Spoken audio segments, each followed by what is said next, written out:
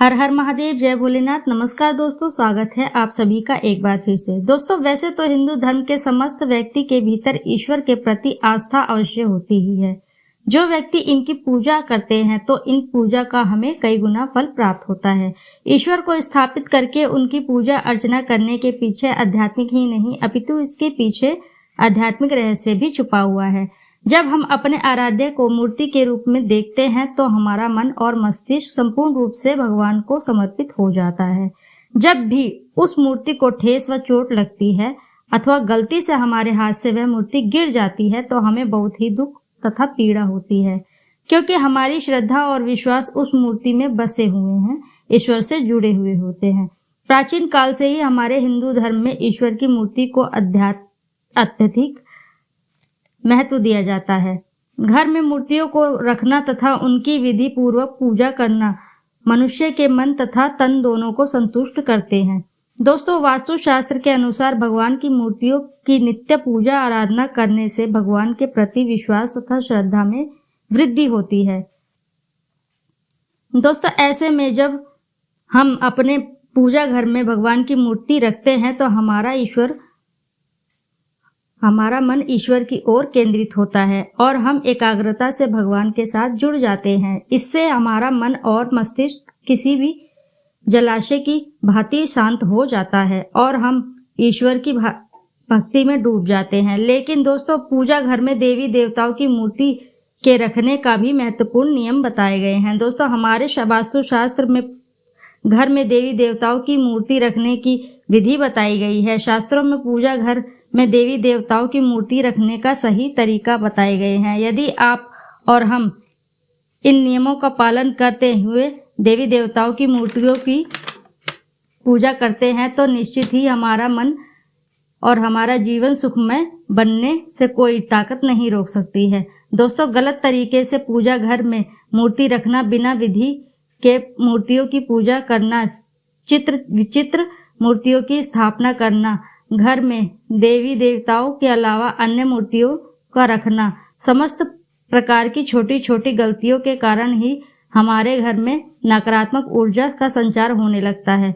दोस्तों, इन नियमों के पालन न करने के कारण आपके घर द्वारा की गई पूजा भी व्यर्थ हो जाती है। दोस्तों, शास्त्रों के अनुसार कुछ देवी देवताओं की मूर्तियों को पूजा घर में नहीं रखना चाहिए, क्योंकि इन देवी देवताओं की पूजा की विधि बहुत ही कठिन होती है, क्योंकि इनकी पूजा करते समय कठोर नियमों का पालन भी करना पड़ता है, जो समस्त जन के बस की बात नहीं होती है, जिसके कारण से शास्त्रों में कुछ मूर्तियों को घर में रखने की सख्त मनाही की गई है। चलिए जान लेते हैं उन मूर्तियों के बारे में। परंतु दोस्तों, आपने अभी तक हमारे चैनल को सब्सक्राइब नहीं किया है तो जरूर कर लीजिए, बेल आइकन का बटन प्रेस कर लीजिए ताकि हमारी हर नई वीडियो आप तक जरूर पहुंचे। दोस्तों, आपसे रिक्वेस्ट है कि वीडियो में अंत तक जरूर बने रहें, नहीं तो जानकारी अधूरी रह जाएगी।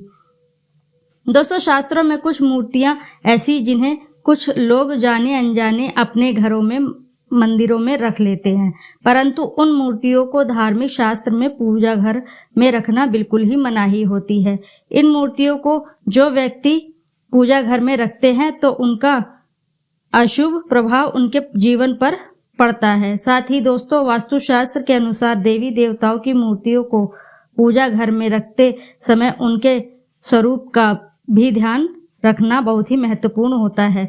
दोस्तों, प्रत्येक देवी देवताओं की मूर्ति को एक विशिष्ट रूप में ही पूजना चाहिए तथा आपको उसका शुभ फल प्राप्त होगा। चलिए दोस्तों, जान लेते हैं कि किन मूर्तियों का पूजा घर में नहीं रखना चाहिए तथा कौन सी मूर्तियां अशुभ फल देती हैं और किन मूर्तियों को रखने से शुभ फल मिलता है। और इसी के साथ जानेंगे कि वास्तुशास्त्र के अनुसार पूजा घर किस प्रकार का होना चाहिए और पूजा घर में पूजा करते समय कौन से महत्वपूर्ण नियमों का पालन करना चाहिए। दोस्तों, जिन घर में निश्चित रूप से पूजा पाठ करने से घर में सकारात्मक का भाव बना रहता है तथा घर में खुशहाली आती है, परंतु यह तभी संभव हो पाता है जब हमारे घर में रखा मंदिर वास्तुशास्त्र के अनुसार उचित दिशा में रखा जाए और मंदिर की दिशा भी उचित हो। यदि आपके पूजा घर की दिशा तथा दशा दोनों ही खराब है तो इसका सीधा असर आपके दैनिक जीवन पर पड़ेगा। दोस्तों, वास्तुशास्त्र के अनुसार पूजा घर की अपनी निश्चित स्थान तथा अनिश्चित दिशा भी होती है। दोस्तों, वास्तुशास्त्र के अनुसार पूजा घर में सदैव ईशान दिशा में ही बनाना चाहिए, क्योंकि इस दिशा में सर्वाधिक सकारात्मक ऊर्जा व्याप्त होती है। दोस्तों, पूजा घर में सदैव स्वच्छ होना ही अनिवार्य होता है। पूजा घर में सामान टूटा फूटा नहीं होना चाहिए और पूजा घर में चमड़े से बनी वस्तुओं को नहीं रखना चाहिए। इसका पूजा घर की ऊर्जा पर नकारात्मक प्रभाव पड़ता है। चलिए दोस्तों, अब जान लेते हैं कि सबसे पहले महत्वपूर्ण बात जानकारी ये है कि दोस्तों, सबसे पहली बात कि पूजा घर में माँ लक्ष्मी की कमल पर विराजमान मूर्ति अवश्य लेकर आएं।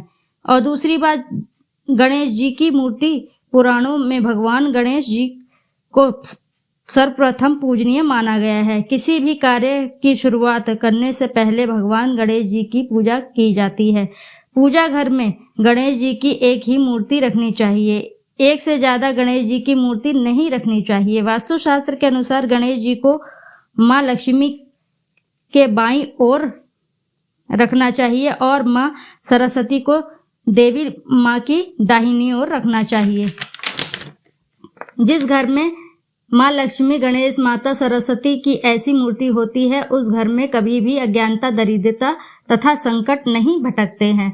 तीसरी बात, भगवान श्री कृष्ण और भगवान हनुमान जी की मूर्ति, अक्सर हनुमान जी की मूर्ति रखने में लोगों के मन में असमंजस की स्थिति पैदा हो जाती है कि पूजा घर में मूर्ति रखें या नहीं रखें, परंतु आपको हम बता दें कि पूजा घर में हनुमान जी की मूर्ति अवश्य ही रखनी चाहिए, क्योंकि हनुमान जी संकटों का नाश करते हैं और संकटों को हरने वाले भगवान हैं। घर में हनुमान जी हो तो किसी भी प्रकार का नकारात्मक ऊर्जा नहीं रह जाती है तथा व्यक्ति को किसी भी प्रकार का भय नहीं रह जाता है। हनुमान जी की मूर्ति पूजा घर में होने से ग्रह दोष की समाप्ति होती है और समस्त कष्ट से छुटकारा मिलता है। दोस्तों, आप हनुमान जी की बैठी हुई मूर्ति आप अपने पूजा घर में अवश्य ही रखें।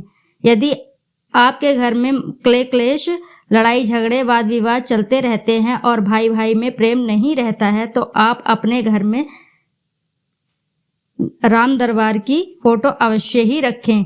इसे पूजा घर में रखने से परिवार में प्रेम और शांति का वातावरण बन जाता है। दोस्तों, यदि वीडियो पसंद आई हो तो वीडियो को एक लाइक जरूर कर दें और चैनल को सब्सक्राइब कर लीजिए। और आपका धन्यवाद वीडियो में अंत तक बने रहने के लिए। एक बार अपनी सच्ची श्रद्धा से कमेंट बॉक्स में जरूर लिख दें।